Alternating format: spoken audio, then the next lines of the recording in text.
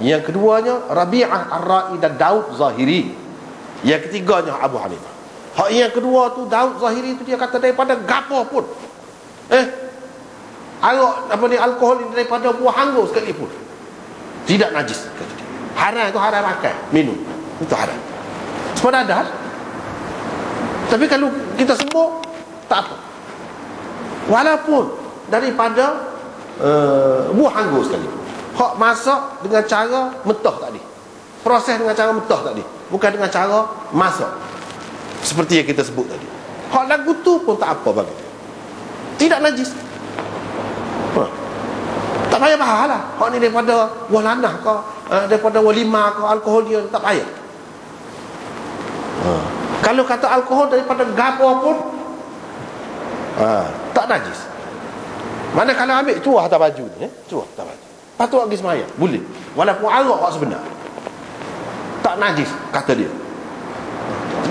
Dah tak najis boleh makan. Itu bab lain. Bab lain. Tak boleh makan. Waktu tu tak boleh makan. Sebab Imam Bukhari dan ramai lagi ulama-ulama yang lain mengatakan darah tu tidak najis. Tak boleh makan. Siapa dia kata darah boleh makan? Audama masfuha dalam Quran sebut tak boleh makan lah tu. Tapi tidak semestinya bila tak boleh makan bermakna dia tu najis. Sebab tu Imam Bukhari kata ramai sahabat-sahabat tu semaya darah luka, kalau lah najis dia berhenti dah semaya. Ini menunjukkan darah tu tidak najis. Bila kita kata tidak najis, tidak semestinya kita kata boleh makan. Serupa dengan Daud Zahiri tu. Dia kata arak tu memanglah haram makan. Dah kena hak supaya orang lain juga kena hak. Tapi kalau kena tubuh kita, najis ke tidak? Dah. Dia kata situ. Itu beza dia. Sebab apa? Dia kata kalau kita perhati dalam ayat Quran, innamal khamru wal maisir wal ansab wal azlam rijsun min amali syaitan. Kan ayat tu dia sebut tu harak, judi, go-to-go ni hak dia sebut tu. Patung, berala, azlam apa ni, apa nama ni, orang nak cabut undi. Tu semua tu rijsun, Tuhan kata najis pula. Dah najis, mana tak boleh pegang hak lain. Kalau pegang kena basuh tangan kau. Hak lain. Papai catu misalnya, down teruk orang main judi, kalau pegang cemar kau tangan. Patung sekalipun, berala, kita pegang misalnya, kita pegang, kita basuh kau tangan kita. Dah, tu Tuhan kata najis. Najis dari sudut lain maksud dia. Dia faham gitu. Jadi oleh kerana orang lain tak najis, tu pun tidak najis jugalah. Najis dari sudut lain. Sebab kita kata najis dadah, betul lah. Dari sudut tak molek benda tu. Tuhan tidak kenal, kotor benda tu hakikatnya. Kerana menjadi sembahan orang, menjadi amalan orang, benda yang tidak ada asas dalam agama, itu najis dari sudut tu. Bukan najis dari segi ain dia tu, dah. Benda dia tu, bahan dia tu tidak najis. Bermakna kalau mengikut Daud Zahiri dan Rabi'ah Ar-Ra'i, segala alkohol mana-mana pun tidak najis. Cuma tak boleh makan, haram tu ya makan. Dalam bab tu, bab makan haram. Tapi dari segi pakar, dari segi lain tak apa, nak celup pakaian kau gapo kau, nak warna tu tahan lekat molek, tak apa. Gitu. Itulah mazhab dalam masalah ni. Jadi marinya daripada mana? Daripada tu sikit je hadis, tapi ulama-ulama pecah, jadi timbul macam-macam masalah. Kalau kita perhati di sini panjanglah, tidak nak sebut semua tu.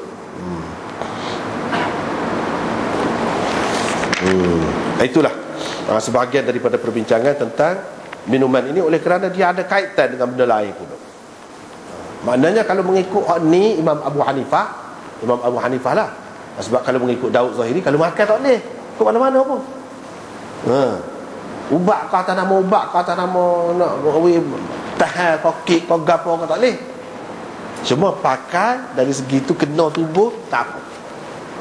Tapi kalau jalannya ni Imam Abu Hanifah, kalau kata untuk makan pun boleh. Kalau daripada bahan hak selain daripada yang jelas sebagai khamr tadi, hak lain tu tidak. Dia kata tak apa. Untuk makan pun makanan tak apa. Ubat-ubat banyak benar lah ubat-ubat tu. Ubat homopati ke misalnya, alkohol saja, bacuh dalam alkohol, apa lagu mana? Kalau kata haram, Bagi orang yang kata tidak haram, dia kata darurat. Darurat ni kalau tak ada ubat lain. Ni kalau ada ubat lain, boleh lagi cara jalan lain. Lagi mana? Susah juga tu. Kita orang Islam kena faham benda ni.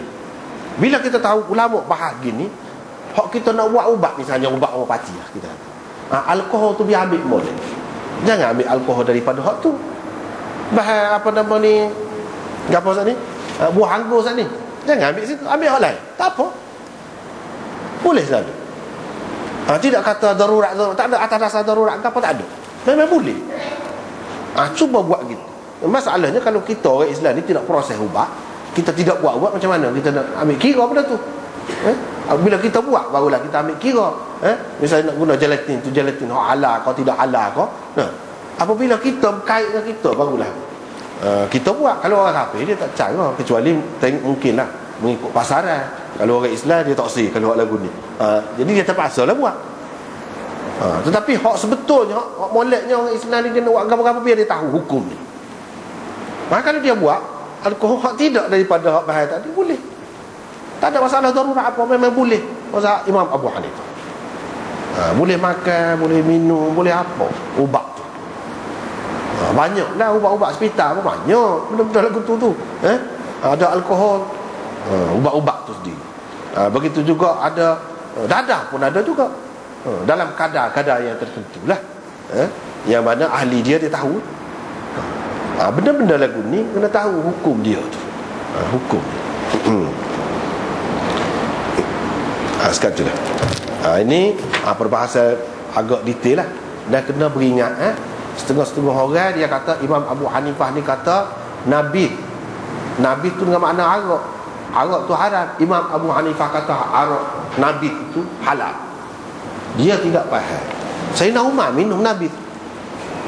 Dalam Bukhari, dalam Muslim ke apa ada. Masa dia mati tu kan, dia nak kena tikai tu kan, orang minum Nabi kata. Kalau Nabi ni tak boleh, nama Nabi tu saja tak boleh, maknanya arak. Apa pasal Sayyidina Umar dekat nak mati minum arak? Jelaslah nampak orang-orang yang menggunakan benda ni untuk nak kritik Imam Abu Hanifah dan Imam besar ni, dia tak faham benda tu gapo, dia tak tahu gapo. Saja dia nak nguduh. Nabi ni air rendaman buah tamar kering. Itu Nabi. Tidak memabukkan. Untuk memulihkan air. Air tu payah, di tanah Arab tu payah. Nak suruh dia jadi manis sikit, tidak payah lagu tu, biar sedap. Tak orang rendah hak tu. Itu je Nabi ni, bukan makna arak. Memanglah ada juga Nabi tu dengan makna arak. Tapi hak kata Imam Abu Hanifah kata boleh ambil air semaya, boleh minum. Sayyidina Umar minum, dalam Bukhari apa sebut, bukan seorang dua sahabat minum. Itu bukan arak yang kita faham ni. Di situ Nabi bukan dipakai dengan makna arak. Supaya ginilah, itulah yang nak selalu buat contoh. Supaya tuak kita orang Kelantan ni, tuak tu tuak lah. Hak orang Kedah panggil nera. Hak tu tuak. Hak tu halal. Siapa dia kata haram? Tuak. Tapi tuak kalau alik Kedah tu, alik utara tu, tuak tu maknanya arak. Kalau tuak dipakai dengan makna arak semua, memanglah haram. Tapi masalahnya kalau kita kata tuak-tuak di Kelantan ni, adakah dengan makna arak? Tak. Dengan sebab tu dia tak boleh kira dari segi sebutan tu, lafaz tu, perkataan tak boleh kira. Sebab itulah dalam qawaid fiqh dia katakan al-ibratu bil ma'ani la bil mabani. Tu yang dia ambil kira dalam hukum ni, makna dia tu, maksud dia. Bukan kira lafaz dia tu, perkataan tu orang tak kira hak tu. Tai itik tu lagu tu tak boleh lah. Tai itik nak makan lagu mana? Mana halal tai itik tu najis. Orang tak kira, orang kira benda. Orang tak kira nama. Supaya juga Nabi ni dalam bahasa Arab memang ada guna. Ada hak kata Nabi tu dengan makna rendaman saat ni. Satu. Memang hak tu pun diguna juga. Satu lagi Nabi memang dengan makna arak sungguh pun ada. Tetapi hak sahabat-sahabat minum tu bukan dengan makna hak arak tu. Hak sepatu bahasa Kelantan tu, lagu tu. Hak dia minum. Nabi dengan makna lagu tu. Kalau lagu tu tak ada apa. Kadang-kadang orang yang tidak faham ni kan, tidak mengaji molek, dia jadi salah faham lah, dia jadi duduk sekor buruk kepada imam-imam besar. Macam duduk sekor buruk kepada Imam Syafi'i,